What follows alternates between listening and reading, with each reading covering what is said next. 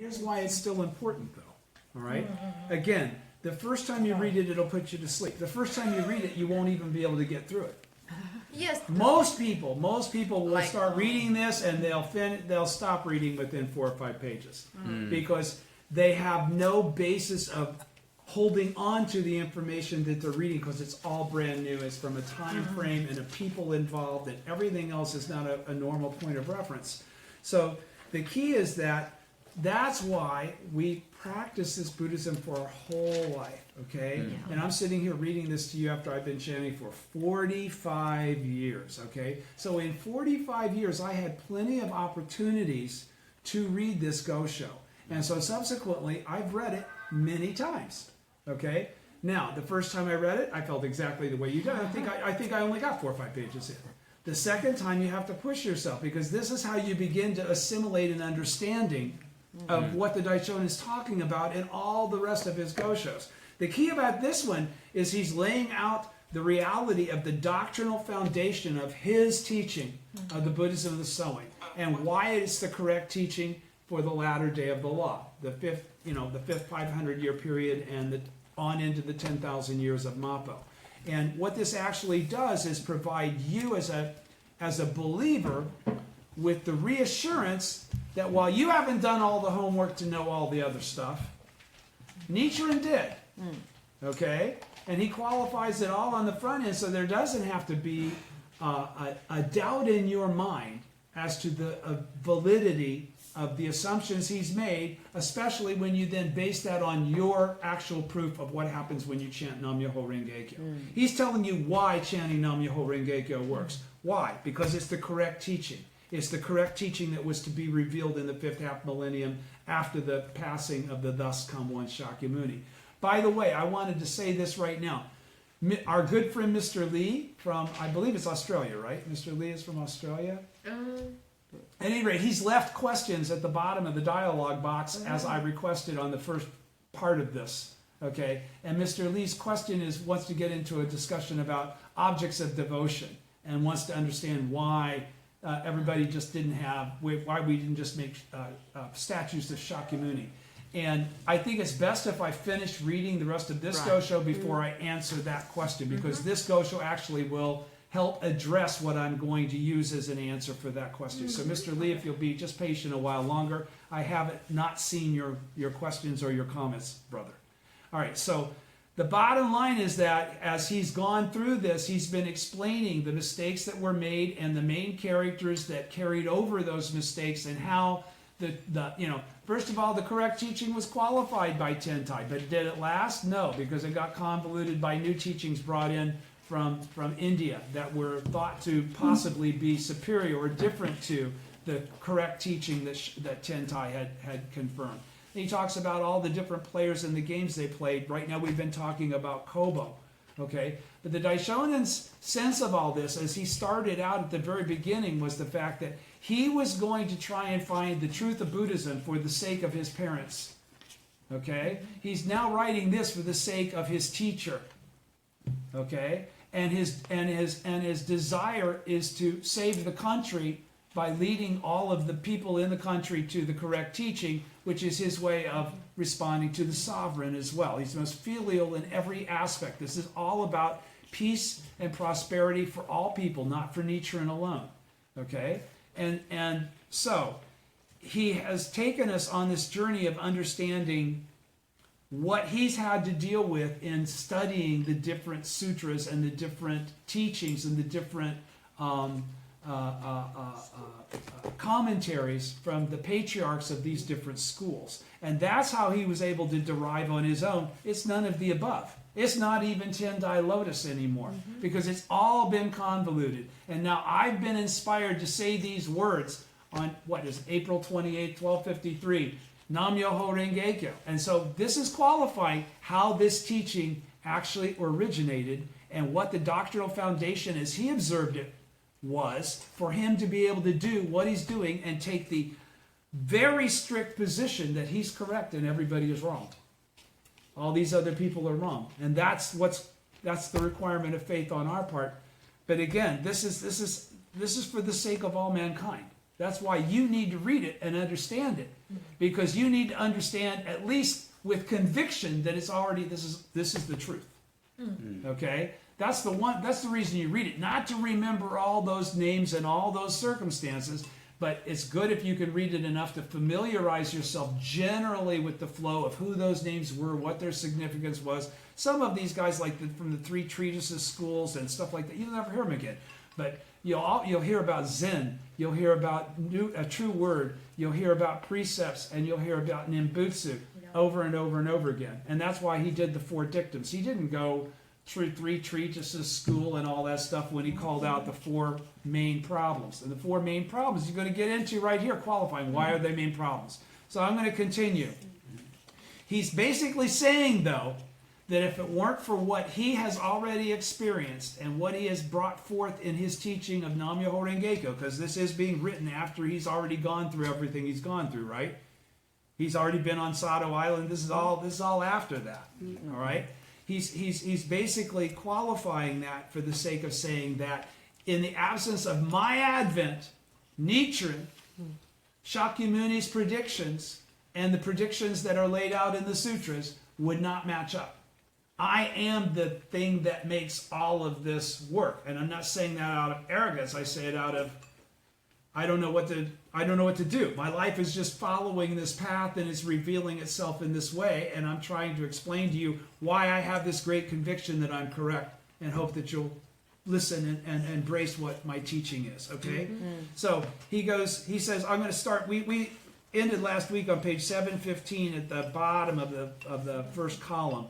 I'm going to go back to the last paragraph on page 714 and start there and come back down again, okay? So 714, last paragraph, where it says, now there is only I, Nichiren, okay? Now there is only I, Nichiren, who remain behind, announcing and giving warnings of these things. He's talking about the fact that these people are all committing slander.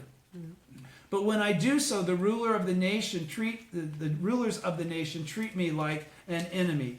People by the hundreds curse me and speak ill of me and attack me with swords and with staves and sticks, swords and knives. Door after door is closed to me. House after house drives me away. And when the authorities find that even such treatment does not stop me, they intervene in the matter. Twice they sent me into exile, and once on the 12th day of the 9th month of the 8th year of Bunei, they very nearly cut off my head.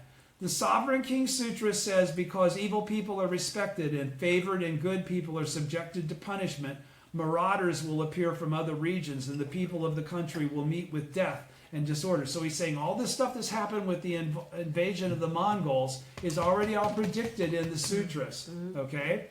He's saying the Great Collection, he quotes another one, that was Sovereign Kings, and he says the Great Collection Sutra states, there may perhaps be various kings of the Kashitra class who act in a way contrary to the law, causing anguish to the voice-hearer disciples of the world-honored one. Perhaps they may curse and revile them, or beat or injure them with swords and staves, or deprive them of their robes and begging bowls and other things that they need. Or perhaps they may restrain and persecute those who give alms to the disciples.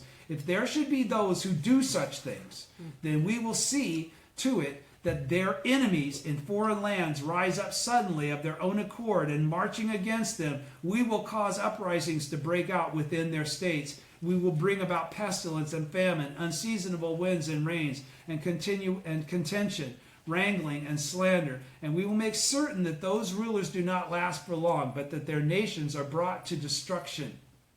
All right? So he's saying basically what we're seeing going on right now is as a result of people slandering the correct teaching. Continuing where we left off last week. On the 12th day of the 9th month of the 8th year of Bunei, I stood in the presence of Heino Seimin and several hundred others and declared, Nichiren is the pillar of Japan. Doing away with Nichiren is toppling the pillar of Japan. The passages of scripture I have quoted indicate that if the rulers, this was just before they took him to Tatsunokuchi, you know that, right? You remember that, right? Okay, that's where that happened. He says, if the rulers heeding the slanders of evil monks or the vicious talk of others should inflict punishment on persons of wisdom, then warfare will immediately break out, great winds will blow, and attackers will appear from foreign lands. In the 2nd month of the 9th year of Bunei, fighting did in fact break out between two factions of the ruling Hojo family. In the 4th month of the 11th year of Brunei, there were violent winds, and in the 10th month of the same year, the Mongol forces attacked Japan. Has not all of this come about because of the treatment that has been given to me, Nichiren? This is exactly what I have been predicting from times past. Can anyone be in doubt about the matter? The errors preached by Kobo, Jikaku, and Chisho, and you all remember who that is, right? Mm-hmm. Those were all disciples of Dengyo, actually, right?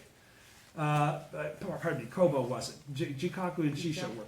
The errors preached by Kobo, Jikaku, and Chisho have for many long years been spread about the country, and then on top of them have come the confusion propagated by the Zen and Nimbutsu school. So he's talking about true word, and he's talking about Zen, and he's talking about Nimbutsu there. All right? It is as though in addition to adverse winds, one should be visited by huge waves and earthquakes as well. With all this, the nation has been brought to the verge of destruction. In the past, the Grand Minister of State usurped the power of government, and after the Jokyo disturbance, the imperial court ceased to exercise its rule, and the seat of authority shifted east to Kamakura. But these were no more than internal disturbances. The nation as yet had not faced invasion from abroad. Moreover, though at the time there were those who slandered the law, there were also a few people who continued to uphold the correct doctrine of the Tendai school. And in addition, at that time, no wise person had appeared who would attempt to remedy the situation. He's talking about himself. At that point in time, I hadn't come along yet. All right. As a result, things were relatively peaceful. If the lion is sleeping and you do not wake him, he will not roar. Do you understand what he's saying there? All right. If the current is swift, but you do not pull against it with your oar, no waves will rise up. If you do not accuse the thief to his face, he will remain unruffled. If you do not add fuel to the fire, it will not blaze up. In the same way, though there may be those who slander the law, if no one comes forward to expose their error, then the government will continue for the time being on its regular course, and the nation will remain undisturbed. For example, if the Buddhist teachings when the Buddhist teachings were first introduced to Japan, nothing out of the ordinary occurred. But later, when Mononobe no Moriya began burning Buddhist statues, seizing priests, and putting the torch to Buddhist halls and pagodas, then fire rained down from the heaven. Smallpox broke out in the nation, and there were repeated military clashes. But the situation now is far worse. Today, those who slander the law fill the entire country, and I, Nichiren, attack them, strong in my determination to uphold what is right and just. While we battle no less fiercely than the Asuras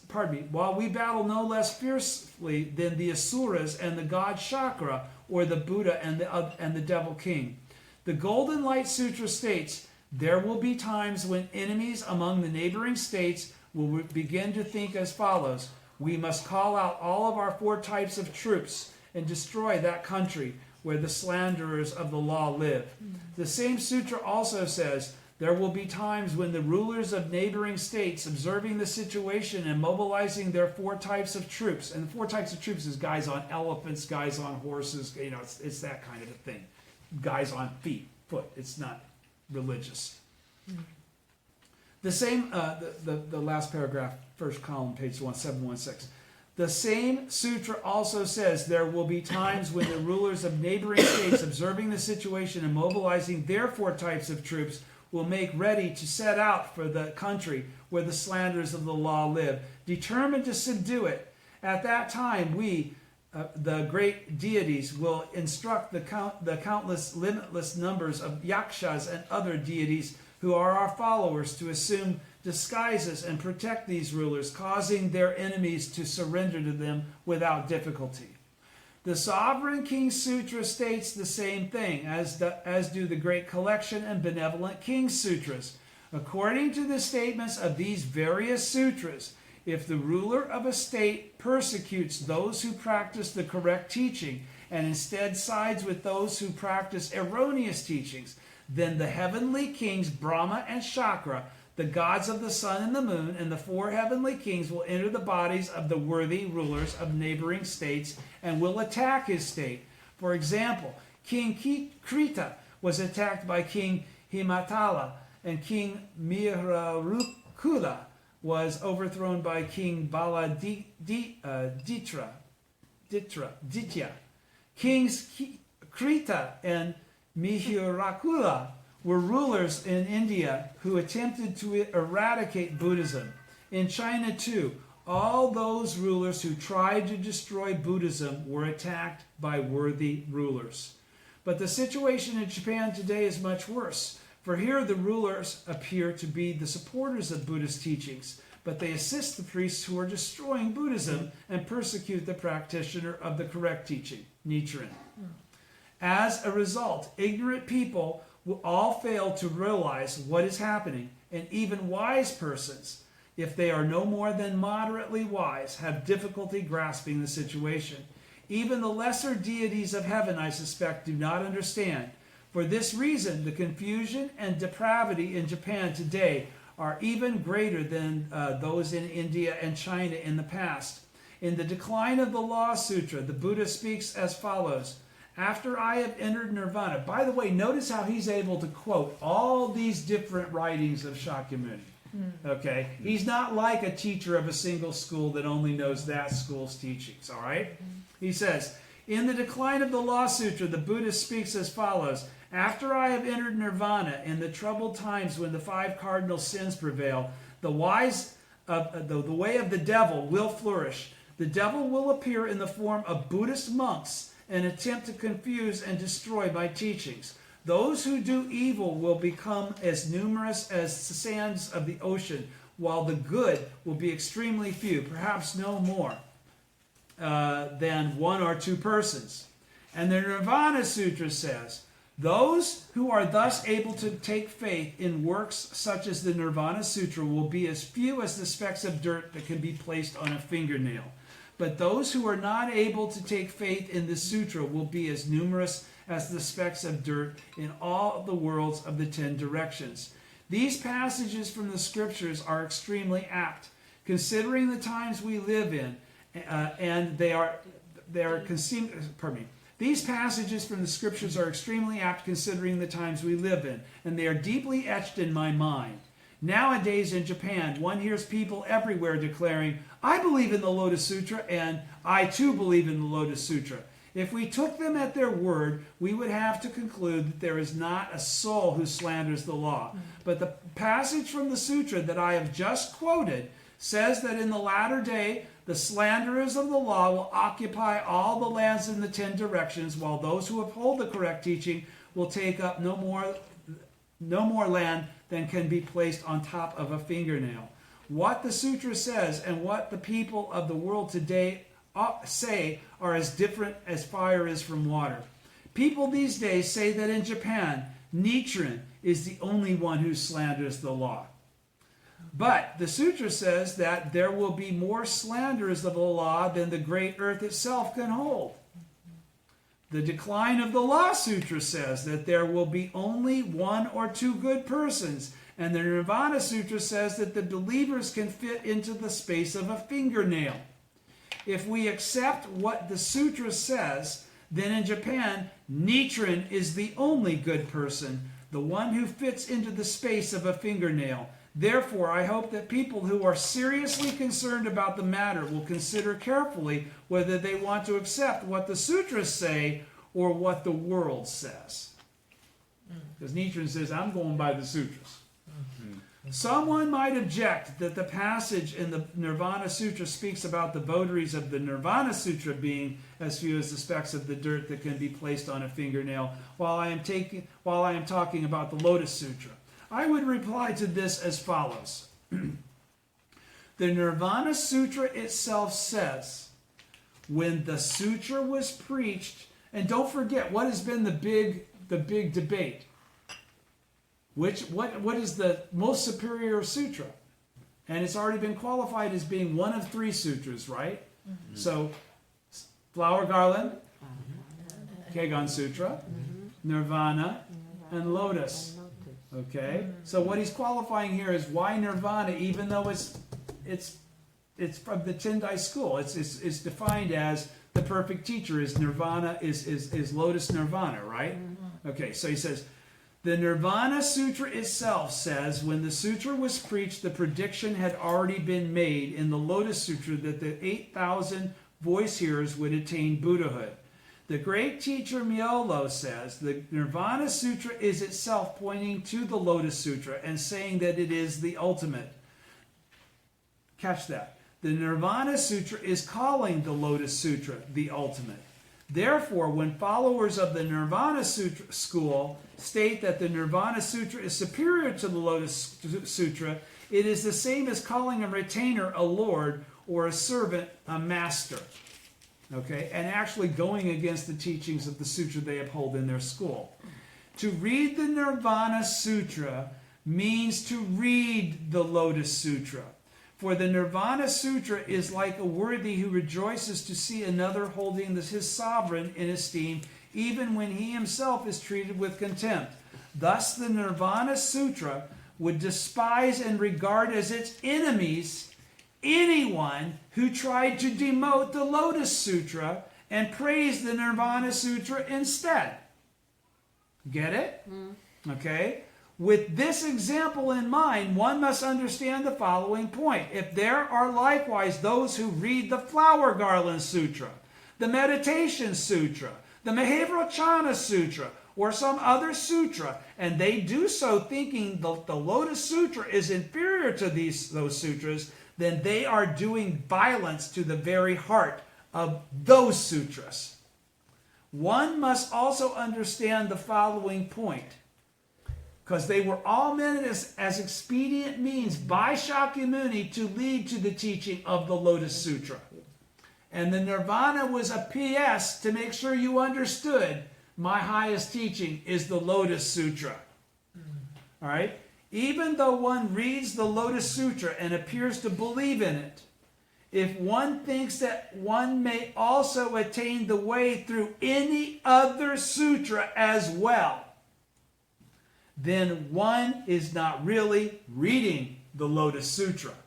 Because the Lotus Sutra very clearly says only by virtue, honestly discarding expedient means. Honestly discarding expedient means honestly discarding all the teachers previous to the Lotus.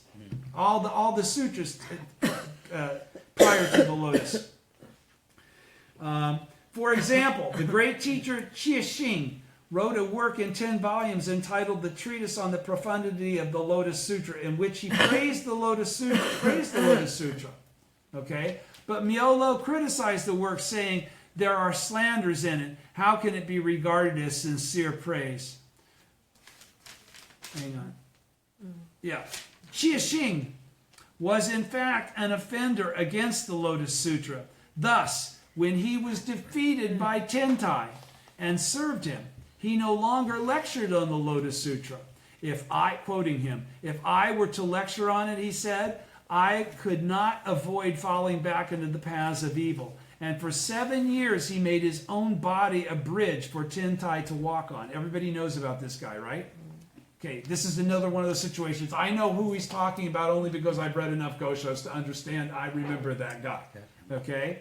So, the significance is that this was a major leader of the other schools, one of the other schools. And he was defeated by Tentai to the point that he said, I've been teaching the wrong thing. Nobody listen to anything I ever say again. I will serve the master Tentai from this point on. And that's what he did. Even bowing down to let him use it back as a step. Okay, continuing, first full paragraph on 718, second column. The Bodhisattvas, Vasubandhu and Ashvaghosha, were both on the point of cutting out their tongues because of the offense they had committed by adhering to Hinayana doctrines and criticizing Mahayana.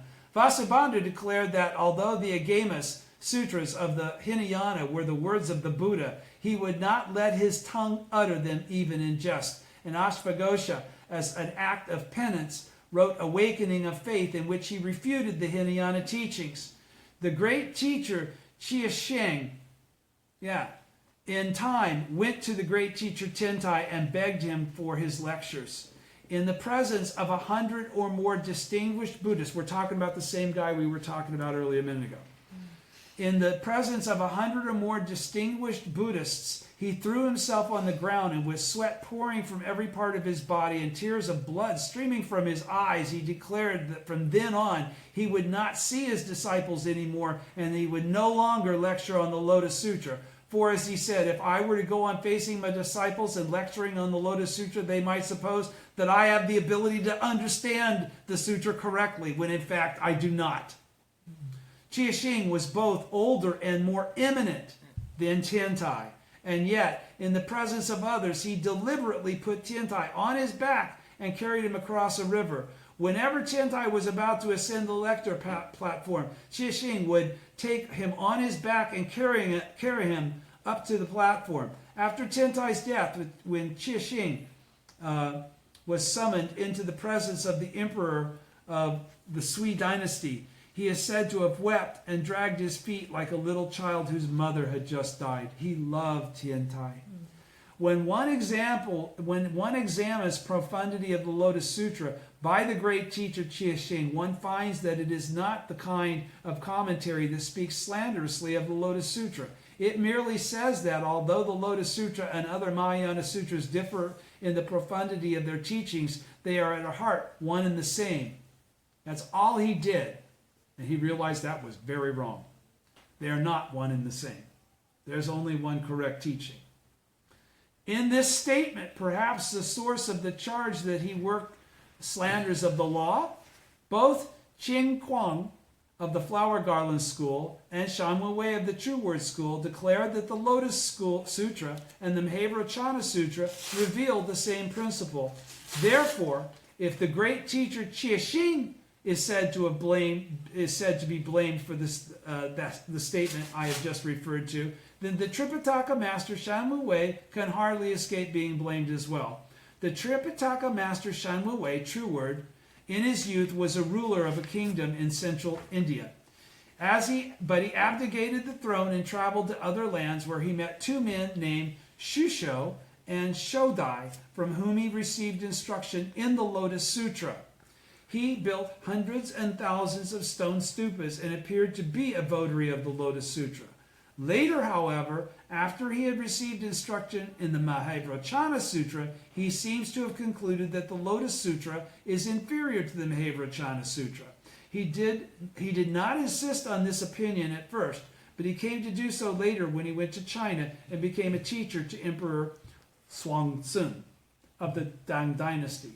Perhaps because he was consumed by jealousy of the Tendai school, he died very suddenly and found himself bound with 7 cords of iron and dragged into the wardens of hell to the court of Yama, the Lord of Hell. But he was told that his lifespan had not reached its conclusion, and therefore he was sent back to the human world.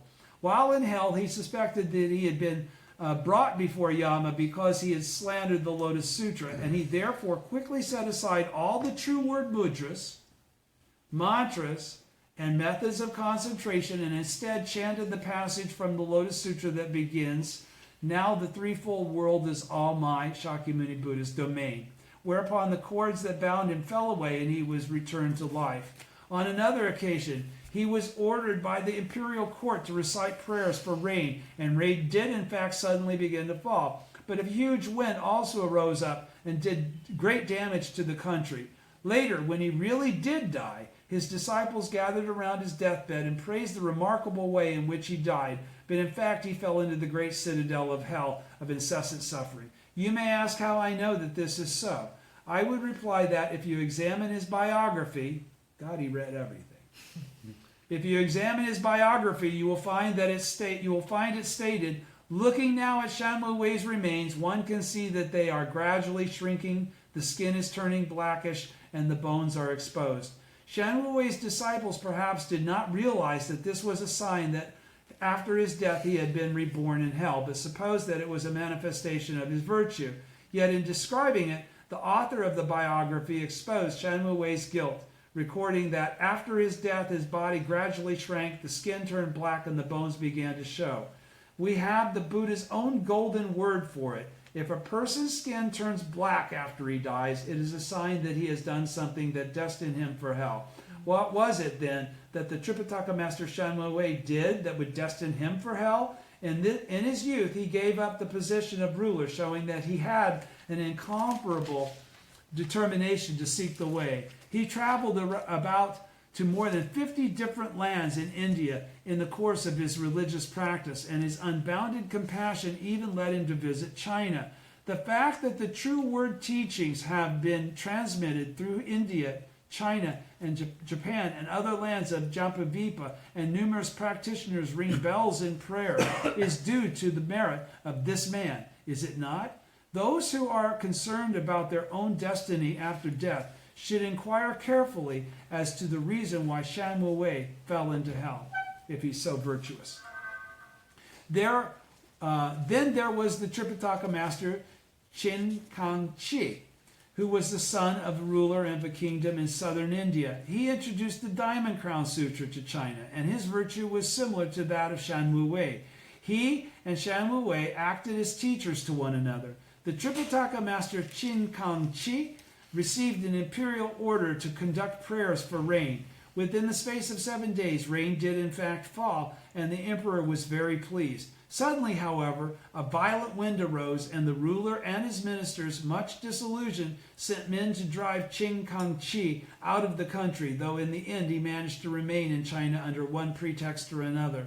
Sometime later, when one of the emperor's favorite daughters lay dying, he was ordered to pray for her recovery. He selected 2 7-year-old girls who served at the court to be substitutes for the dying lady, and had piles of firewood lighted all around them so that they burned to death. It was indeed a cruel thing to do. Moreover, the emperor's daughter failed to return to life. The Tripitaka master Pukung came to China together with Qin Kang Chi, but perhaps because his suspicions were aroused by the happenings I have just mentioned, after Shanmu Wei and Qin Kang Chi died, he returned to India and studied the true word doctrines all over again, this time under Nagabodhi. In the end, he became a convert to the teachings of the Tendai school. But although he acknowledged allegiance to these teachings in his heart, he would never do so in his outward actions. Pukung, too, was ordered by the emperor to pray for rain, but within 3 days rain did in fact fall. The emperor was pleased and dispensed rewards with his own hand. But shortly after, a huge wind descended from the sky, buffeting and damaging the imperial palace and toppling the quarters of the upper noblemen and the high ministers, until it seemed that not a building would be left standing. The emperor, astounded, issued an imperial command for prayers that the wind be stopped. But though it would stop for a time, it would start blowing again and again, until in the end it blew uninterrupted for the space of several days. Eventually, messengers were dispatched to drive Pukung out of the country, and then at last the wind subsided. The evil winds of those 3 men have become the huge wind of the true word leaders that blows throughout all of Japan and China and Japan. And if that is so, then the great gale that arose on the 12th day of the 4th month in the 11th year of Bunei must have been an adverse wind brought about by the Dharma seal Kega of the Amida Hall, one of the most learned priests of the Toji temple, when he was praying for rain. We must conclude that the evil teachings of Shanwu Wei, Qin Kang Chi, and Pukung have been transmitted without the slightest alteration. What a strange coincidence indeed. Let us turn now to the great teacher Kobo. At the time of the great... Any questions? Everybody's with me, right? We're skipping through Chinese history here, right? Let us now turn to the great teacher Kobo. At the time of the great drought in the 2nd month of the 1st year of Tinsho, the emperor ordered Shubin to pray for rain, and within 7 days, Shubin was able to make rain fall. But the rain fell only in the capital and did not extend to the countryside. Kobo was then ordered to take over the prayers for rain. The 7 days passed and there was no sign of it. Another 7 days passed, and there were still no clouds. After 7 more days had passed, the emperor ordered Waki no Matsuma to go and present offerings in Shinsen Garden, whereupon rain fell from the sky for a period of 3 days. The great teacher Kobo and his disciples thereupon proceeded to appropriate this rain and claim it as their own. And for more than 400 years now, it has been known as Kobo's rain. The great teacher Jikaku, again, one of the major guys from Dingyo's line, from Enrakuji. The great teacher Jikaku said he had a dream in which he shot down the sun, and the great teacher Kobo told a great falsehood, claiming that in the spring of the 9th year of the Koen era, 818, when he was praying for an end to the great epidemic, the sun came out in the middle of the night. Since the Kalpa of formation, when the earth took shape, down to the 9th period of decrease in the Kalpa of continuance, 29 Kalpas have passed by, but in all that time the sun has never been known to come out at night. As to the great teacher Jikaku's dream of the sun, wherein all the volumes of the Buddhist scriptures are the 3,000 or more volumes of the Confucian and Taoist scriptures, is it recorded that to dream of shooting the sun is auspicious. The king of the Asuras, angered at the deity Shakra, shot an arrow at the sun god, but the arrow came back and struck the king himself in the eye. King Chao of the Yin dynasty used the sun as a target for his arrows, and in the end he was destroyed. In Japan, in the reign of the Emperor Jimmu, the emperor's elder brother Itsuse no Mikoto engaged in battle with the chieftain of Tome, and Itsuse no Mikoto was wounded in the hand by an arrow. He said, "I am a descendant of the sun deity, but today I have drawn my bow while facing the sun. I have incurred this punishment from the sun deity." In India, King Ajatasattu renounced his earlier mistaken views and became a follower of the Buddha. He returned to his palace and lay down to sleep, but later rose up in alarm and said to his ministers, "I have dreamed that the sun has left the sky and fallen to the earth." His minister said, "Perhaps this means the passing away of the Buddha." Subhadra also had the same kind of dream just before the Buddha passed away.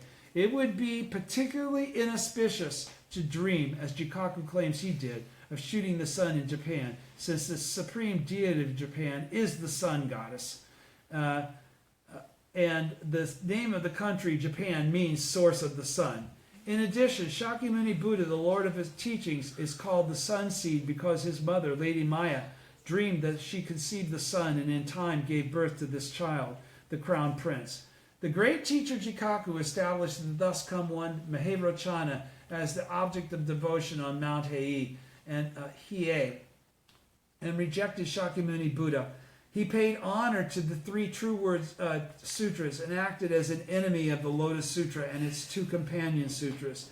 That was no doubt the reason why he dreamed this dream of shooting the sun.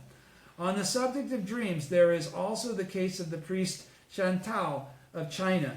In his youth, he met a priest named Ming Xing of Michao and received instruction in the Lotus Sutra. Later, however, when he met Dao Cho, he threw aside the Lotus Sutra and put all his trust in the Meditation Sutra. He even wrote a commentary on the sutra which asserted that with the Lotus Sutra, not even 1 person in 1,000 can be saved, whereas the Nimbutsu practice ensures 10 persons out of 10 and 100 persons out of 100 will be reborn in the Pure Land. In order to prove his point, he prayed before Amida Buddha to confirm whether or not his views accorded with the Buddha's intent. His commentary says, "Every night in a dream, a priest would appear and tell me what to write, and therefore this commentary should be regarded with the same respect as the sutra itself." It also says the teaching on Meditation Sutra should be revered as though it were a sutra. The Lotus Sutra says, if there are those who hear the law, then not a one will fail to attain Buddhahood. But Shantao says that not even 1 in 1,000 will be saved. The Lotus Sutra and Shantao are as different as fire is from water. Shantao says that with the Meditation Sutra, 10 persons out of 10 and 100 persons out of 100 will be reborn. That's Nimbutsu. In the land will be reborn in the Pure Land. But in the Immeasurable Meaning Sutra, the Buddha says that in the Meditation Sutra, I have not yet revealed the truth. The Immeasurable Meaning Sutra and this priest of the willow tree are as far apart as heaven and earth.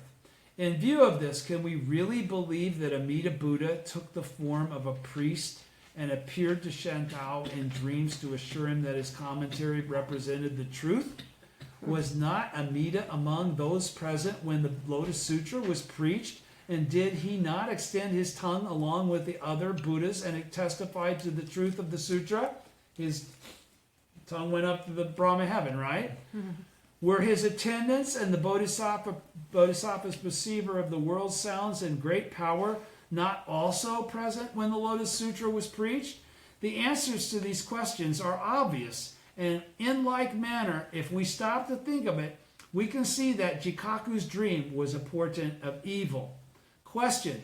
The great teacher Kobo, in his secret key to the Heart Sutra, writes, in the spring of the 9th year of Konin, the emperor was troubled by a great plague. Thereupon the emperor in person dipped his writing brush in gold, took a piece of dark blue paper in his hand, and wrote out a copy of the Heart Sutra in one roll. I had been appointed by the ruler to lecture on the Heart Sutra. Having compiled my explanation on its meaning, I was delivering the lecture but had not yet reached my concluding remarks when those who had recovered from the plague began to fill the streets of the capital. Moreover, when night came, the sun continued to shine bright and red. This was certainly not the result of any virtuous observance of the precepts on the part of an ignorant person like myself, but was due rather to the power of faith manifested by the sovereign as the gold wheel turning king. Nevertheless, those who go to pray at the shrines of the gods should recite this commentary of mine, for I was present long ago at Eagle Peak when the Buddha preached the Heart Sutra, and I previously had him expound its profound doctrines. Personally. I personally heard him expound its profound doctrines. How then could I fail to understand its meaning? And again, this is Kobo saying all this. Again, in the work entitled Annotations on the Peacock Sutra, we read, after the great teacher Kobo returned from China, he desired to establish the True Word School in Japan, and representatives of all the various schools were summoned to the imperial court. But many of them had doubts about the true word doctrine of the meaning of Buddhahood in one's present form.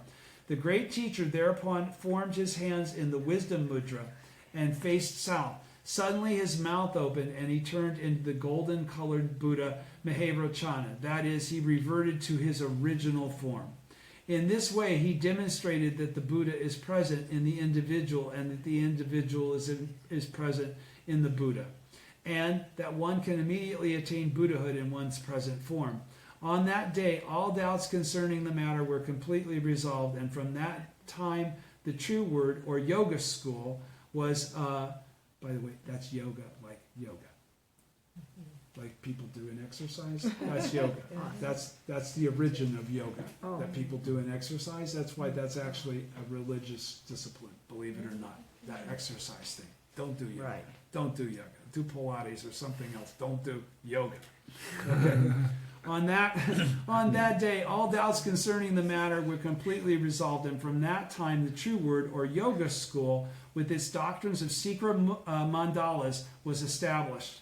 The same work, which is Annotations on the Peacock Sutra, says, at this time, the students of the other schools all bowed to the opinion of the great teacher Kobo, and for the first time received instructions in the true word doctrines, sought their benefit and practiced them.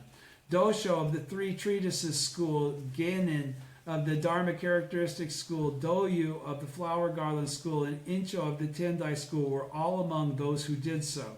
In addition, the biography of the great teacher Kobo states, on the day when he set out by ship from China, he voiced a prayer saying, if there is a spot that is particularly suitable for the teachings of these doctrines that I have learned, may this three-pronged diamond pounder land there. Then he faced in the direction of Japan and threw the diamond pounder up into the air. It sailed far away and disappeared among the clouds In the 10th month, he returned to Japan. The same work states, he journeyed to the foot of Mount Koya and determined to establish his place of meditation there. And later it was discovered that the three-pronged diamond pounder that he had thrown over the sea from China was there on the mountain. Wow. What a coincidence. It is clear from these 2 or 3 incidents that the great teacher Kobo was a person of inestimable power and virtue. Since he was a person of such great power, why do you think that one should not believe in his teachings and that anyone who does so will fall into the Avicii hell? Now, this all started with question at the top of the second column on page 72. This has all been a question, saying Kobo's all that in a bag of chips. Why are you down on Kobo? How could you say such things? I've just given you quotations from writings that show Kobo was special. Answer. Now Nichiren's talking. Nichiren hasn't been talking this whole time. That's all been a question. Answer. I, too, admire and believe in these virtuous accomplishments of his. There are other men of old who possess such uncanny powers, but the possession of such power does not indicate whether that person's understanding of the Buddhist teaching is correct or not. Among the non-Buddhist believers of India, there have been men who could pour all the waters of the Ganges River into their ear and keep it there for 12 years, or those who could drink the ocean dry, grasp the sun and moon in their hands, or change the disciples of Shakyamuni Buddha into oxen or sheep. This is all BS, but it was all the magic that they were pulling down, and people didn't know. So it went into writings as, I saw this guy do it. It's no different. He's using this as an example to discredit these claims that were made about Kobo. He said, but such powers only made them more arrogant than ever and caused them to create further karma to confine themselves in the sufferings of birth and death. It is men like these whom Tentai is referring to when he says they seek fame and profit and increase their illusions of thought and desire. The Chinese priest Fa Yun, you remember him, of Guangche Su Temple, could make it rain suddenly or cause flowers to bloom immediately. But Miolo writes of him, though he could bring about a response in this way, his understanding still did not accord with the truth of the Lotus Sutra. When the great teacher Tentai read the Lotus Sutra, soft rain began to fall in an instant, and the great teacher Dingyo caused sweet rain to fall within the space of 3 days. However, they did not say that because of such powers, their understanding of the truth coincided with that of the Buddha. Regardless of what unusual powers the great teacher Kobo may have had, he described the Lotus Sutra as a doctrine of childish theory and wrote that Shakyamuni Buddha was still in the region of darkness. Persons of wisdom and understanding should have nothing to do with such writings. Say what you may, there are surely doubtful persons in the accounts of... Pardon me. Thank you. Say what you may, there are surely doubtful points in the accounts of Kobo's powers. You can tell she's a teacher, can't you? The doubtful points of the accounts of Kobo's powers, as you have just cited. The text says, in the spring of the 9th year of Konin, the emperor was troubled by a great plague. But spring is 90 days long. On which day of which month of spring did this happen? This is the first doubtful point. Secondly, there was the fact an outbreak of plague in the 9th month of the... Secondly, was there in fact an outbreak of plague in the 9th month of Konin? Thirdly, the text says when night came, the sun continued to shine bright and red. If it really did so, then this is an occurrence of major importance. During the 9th year of Konin, Emperor Saga reigned, but did the court historian of left and right record any such event? Even if they had, it would be difficult to believe. During the 20 kalpas of the kalpa of formation and 9 kalpas of the kalpa of continuance, a total of 29 kalpas, never once had such a thing occurred. What then is this about the sun appearing in the middle of the night? In all the sacred teachings expounded by the thus come one Shakyamuni during his lifetime, there is no mention of any such thing. And in the 3 records and the 5 canons of China, which describe the 3 sovereigns and 5 emperors of antiquity, there is no prediction that at some future date the sun will come out in the middle of the night. In the scriptures of Buddhism, we are told that in the kalpa of decline, 2 suns, 3 suns, or even 7 suns will appear, but that these will appear in the daytime, not at night. And if the sun should appear at night in our own region, the continent of Jampavipa in the south, then what about the other 3 regions of the east, west, and the north? Regardless of what the Buddhist scriptures or the secular works may have to say about such an event, if in fact there were some entry in the daily records of the couriers and other families of the capital, or the priests of Mount Hiei, saying that in the spring of the 9th year of Konin, in such and such a month, on such and such a day, at such and such an hour of the night, the sun appeared, then we might perhaps believe it. But no such record exists. Later, the text says, I was present long ago at Eagle Peak when the Buddha preached the Heart Sutra, and I personally heard him expound his profound doctrines. This is surely a wild falsehood that is intended to make people have faith in his commentary. If not, are we to believe that at Eagle Peak the Buddha announced that the Lotus Sutra was a piece of childish theory, and that the Mahavajracana Sutra represented the truth, and that Amida and Manjushri were simply mistaken in saying that the Lotus Sutra of the Wonderful Law represents the truth? As for making it rain, even a woman who was licentious and a priest who was a breaker of the precepts were able to, by their poems, to cause rain to fall. Yet Kobo prayed for 21 days and it still did not rain. So what sort of powers could he have possessed? This is the 4th doubtful point. On the Peacock Sutra states, the great teacher Kobo thereupon formed his hands in the wisdom mudra and faced south. Suddenly his mouth opened and he turned into the golden-colored Buddha Mahavajracana. Now in what year of the reign of what ruler did this happen?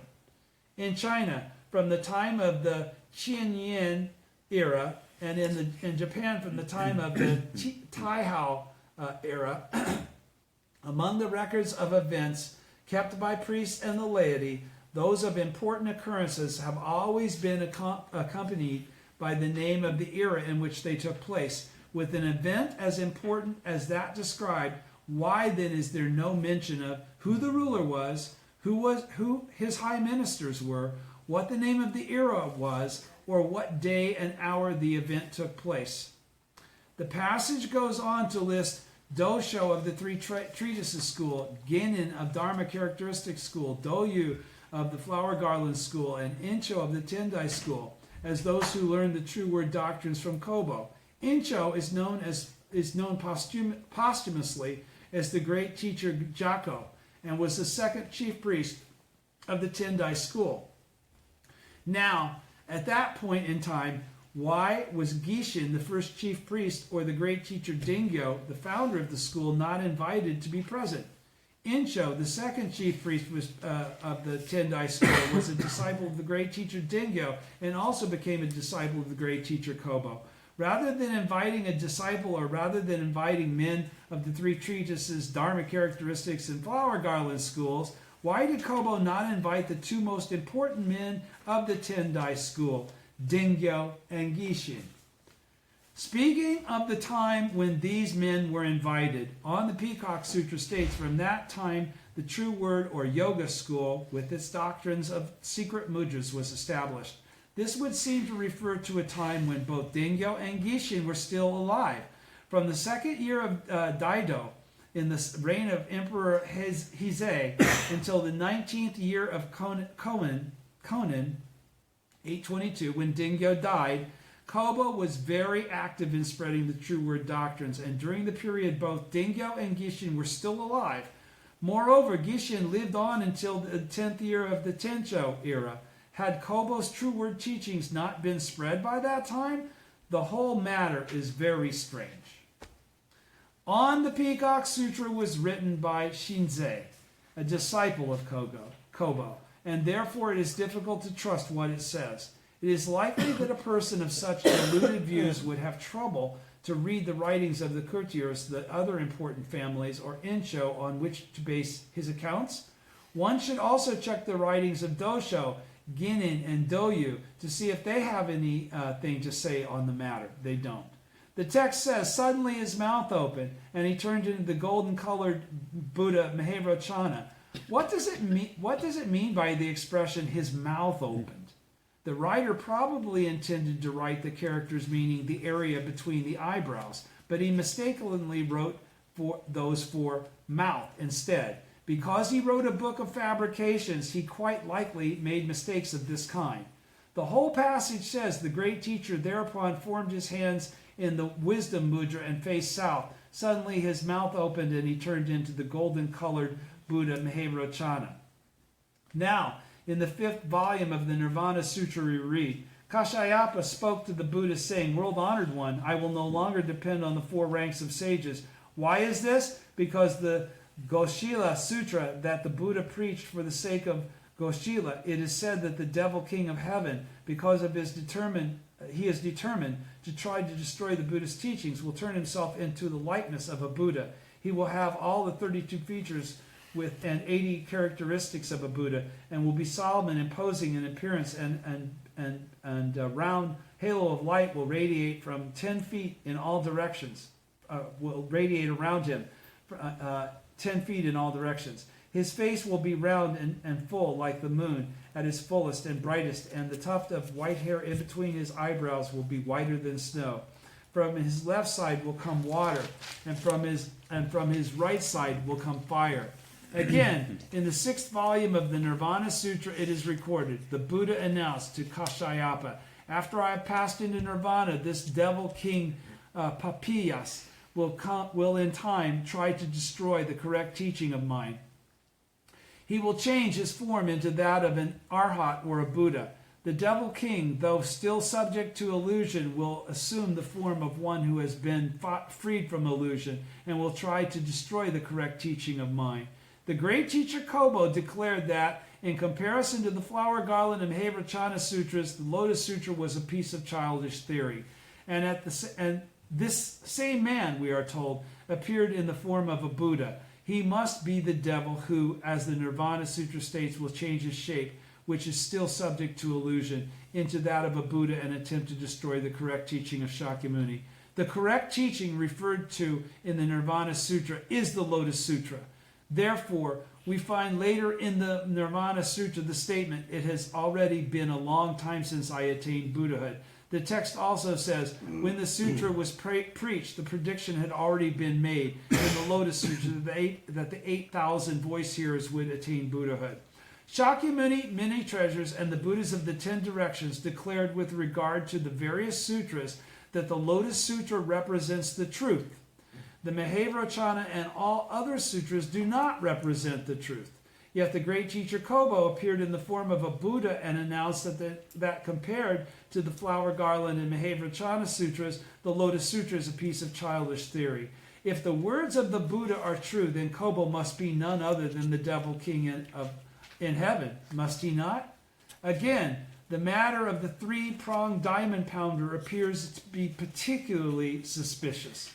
It would be difficult to believe even if a Chinese who had not known the circumstances had come to Japan and happened to dig up the pounder. Surely someone must have been sent earlier to bury it in that particular spot. Since Kobo was a Japanese, he could have arranged such a thing. There are many such wild and absurd stories associated with his name. Such incidents hardly lend support to the assertion that his teachings accord with the will of the Buddha. Thus, the doctrines of the true word Zen and Nimbutsu schools, we've just discussed all their patriarchs and the teachings that led to them, right? In Japan, they're now Japanese schools. These are not Chinese schools. Get that, okay? Thus, the doctrines of the true word Zen and Nimbutsu schools spread and prospered in Japan. Eventually, Takahira, the retired emperor of Oki, who was the 82nd sovereign, began making efforts to overthrow the acting administrator. Since he was the sovereign, the leader of the nation, people supposed that, even without assistance, he would be as easy as a lion pouncing on a hare or a hawk seizing a pheasant. Moreover, for a period of several years, appeals had been made at Mount Hiei, the temples of Toji and Onoji, and the 7 major temples of Nara, as well as to the sun goddess, great Bodhisattva Hachiman, and the deities of Sanno, Kamo, and Kasuga shrines, asking that the emperor's enemies be subdued, and that the gods lend their aid. Yet when war broke out, the imperial forces were not able to hold out for more than 2 or 3 days. In the end, the 3 retired emperors were exiled to the provinces of Sado, Awa, and Oki, respectively, where their lives came to a close. Moreover, not only was the prelate of Omoru, who was leading the prayers to subdue the enemies of the court, driven out of Toji Temple, but his favorite, the page Setaka, who was as dear to him as his very eyes, was beheaded. Thus, as the Lotus Sutra says, the curses in the end rebound upon the originator. But this is the trifling matter compared to what is to come. Hereafter, I have no doubt that the officials and the countless common people of Japan will, without exception, suffer a fate like that of the suffer a fate like that of heaps of dry grass to which a torch has been set, or like huge mountains crumbling and valleys being filled up. For our country will be attacked by enemies from abroad. I, Nichiren, am the only one in the whole country of Japan who understands why these things will happen. But if I speak out, I will be treated as King Chao of the Yin dynasty treated Pikan, tearing upon his chest, as King Qi of the Sui dynasty treated Guan Lungfeng, cutting off his head, or as King Damira treated his venerable Arashima, beheading him. I will be banished like the priest Chu Tao Sheng, or branded on the face like the Tripitaka master Fa Cao. I will stop there. Mm-hmm. And we'll continue next week. In the Lotus Sutra, however, it is written. And I'll finish next week. Thank you. Thank you. Thank you. Thank you.